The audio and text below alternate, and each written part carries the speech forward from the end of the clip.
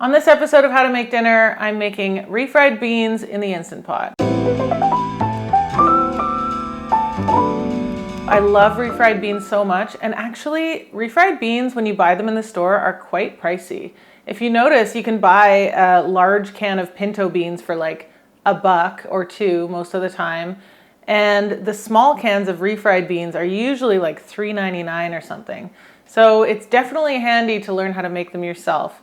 And for this recipe, I'm using dried beans as well, which means they're even cheaper. And I'm not soaking them, I'm just cooking them straight from dry. So it's really, really straightforward. All I did was fire up the old Instant Pot. I heated up a little bit of oil.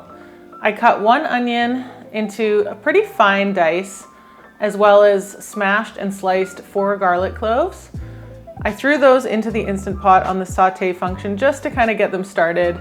And then I threw in my seasonings. So this is really easy to remember. It's a teaspoon of ground cumin, a teaspoon of chili powder, a teaspoon of salt, a teaspoon of onion powder, and a teaspoon of garlic powder. Super straightforward. Get it all in there. Stir it together for a sec so that you can kind of start to smell the spices toasting. And then I threw in my pinto beans. So normally I use pinto beans here. I was a little bit shy, so I had to top up my amount with some kidney beans. You can also use black beans. They all work pretty much exactly the same way. And so it's 2 cups total, and I gave them a really good rinse before I threw them in. And then I just topped that up with 4 cups of water. And then I closed the lid. And then I like to let them go on high pressure for a good hour and 10 minutes.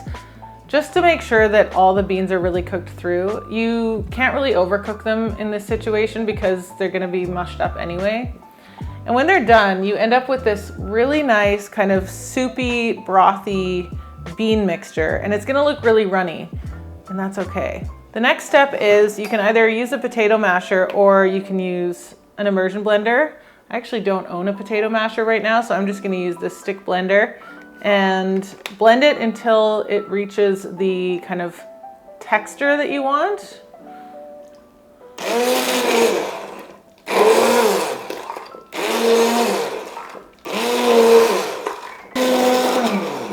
So I've reached my desired texture. It's a little bit soupy still, and it will be because you just use a lot of liquid to cook the beans. I like to just put this back onto the Instant Pot on saute function for a few minutes until some of the water evaporates and everything starts to thicken up really nicely.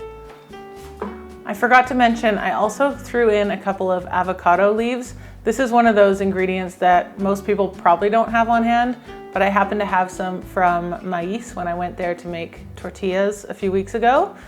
You could also throw in some bay leaves if you want just a little bit of that background kind of floral aroma. And this is what the beans look like after 5 or so minutes of cooking.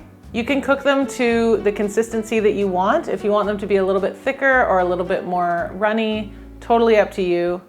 I love using refried beans on all kinds of things, from tacos to spreading it on toast and making little like cheesy bean melts.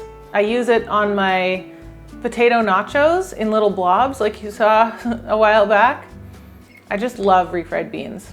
I'm gonna use these to make some breakfast tacos for dinner. So I'm just gonna be putting these onto some homemade flour tortillas and adding a bit of scrambled eggs and maybe a few tomatoes, maybe a few onions because I'm obsessed.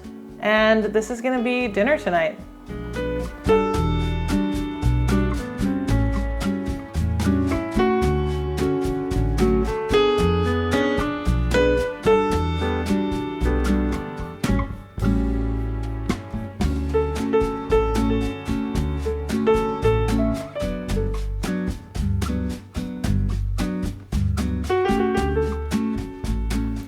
They're so good, they're so flavorful, and you end up with quite a bit. So very, very cheap, easy, nutritious thing to add to your dinner rotation.